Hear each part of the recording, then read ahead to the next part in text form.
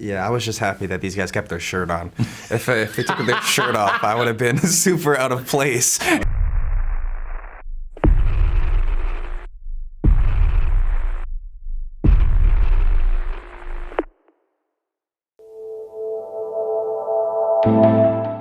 First of all, they would give us these little earplugs, right? I thought I was so cool that I didn't need them. Didn't put them at all, even through practice or anything. Ray, don't get mad at me. But I didn't put them in, so I definitely have some ear problems for sure. But I like to say that it's a good excuse for me when I go back home. Don't need to listen to anybody. Act like I didn't hear them.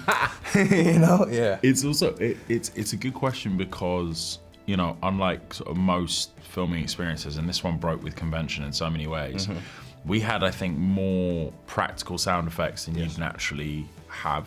We were physically kind of subjected to a lot of sounds that normally would be just added in post and you'd have to kind of imagine. Mm-hmm. So the acting challenge was reduced for us a little bit. We often had like real guns, albeit firing blanks, but firing throughout the scenes. We had like a lot of explosions that were like physically kind of executed really on the day. And then we had speakers placed throughout the house to play various different sound effects, everything from like barking dogs through to shows of force, which is basically when an aircraft is kind of instructed over the radio to do an overhead fly. So yeah, the sound was intense, and it's incredible in the movie as well. What's done both practically and I think in post. Yeah, just add a little bit thing to it, just add a little detail that I really did enjoy, but I felt like, you know, it could be very missed. I don't even think that they showed in the film, but they also played the sound talking about this speaker.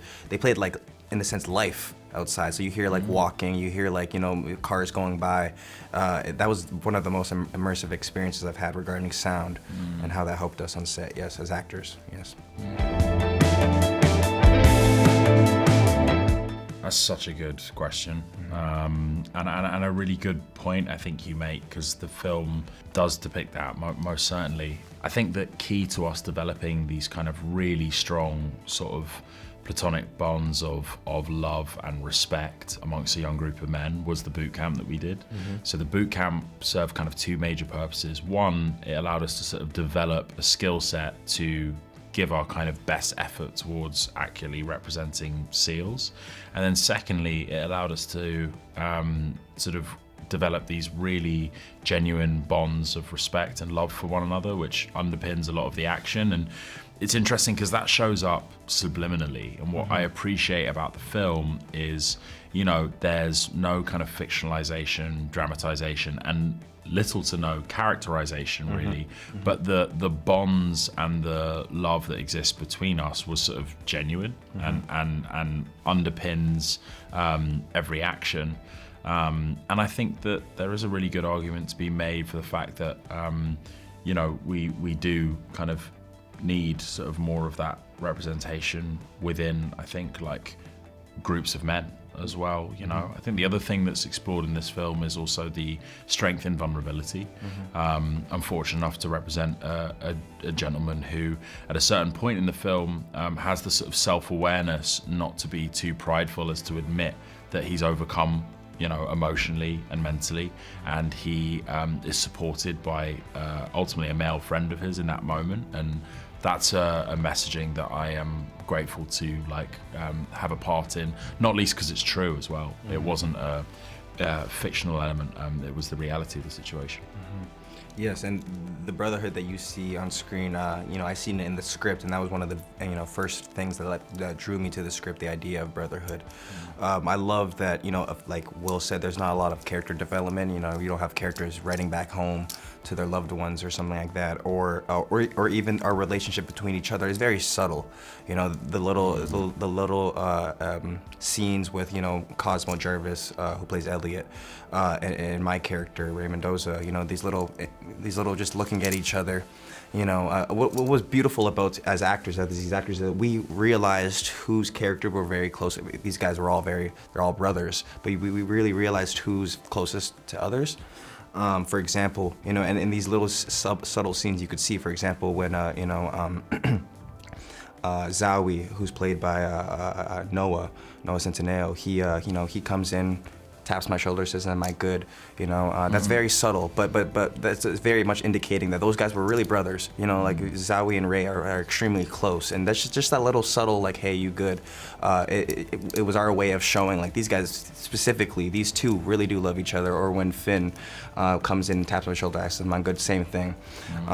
Cosmo comes by, you know, right before the grenades go off, and they give this little look, this little joking look with each other all the time. Or even when, you know, I ask if everything's okay, and I give him that look, or go up to him and ask him to check up on him. There's these little subtle things that really do indicate for us as actors that we're trying to show to the audience that these guys specifically, these 1 and 2 characters, love each other. Very subtle, but yes.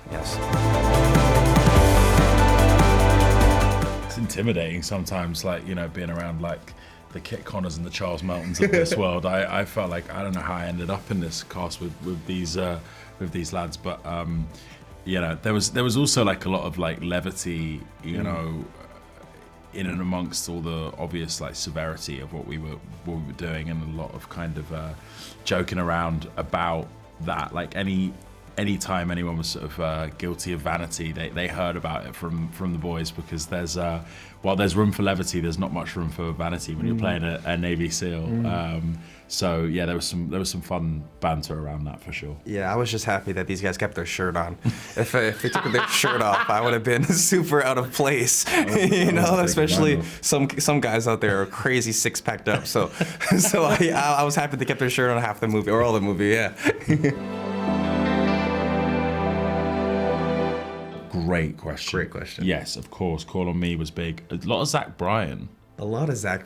Yes. A lot of Zach Bryan. Shout out Zach Bryan. Yeah. Kept us in there. Yeah. We actually like sang quite a lot on set as a group. Carry On My Wayward Son, but I forget the name of the song. Do you like, what is the actual name of the song? Is it Wayward Song? Carry on my wayward son, there'll be peace when you are done. Do you know sang that regularly?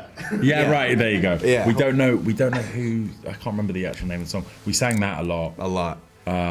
What else? Oh, Tommy Richmond. Yes. That like came out. Like Tommy Richmond like really blew up when we were shooting. What else? Noah Centineo was like one of the like resident DJs, like right before we'd roll out to the house kind of every day. He would often play music on the speaker. So he was in charge of our playlist all the time. But Call on Me though, Call on Me was our number one go-to every single time before we would shoot, go out, you know, from our little station area towards set. That was our song. Yeah.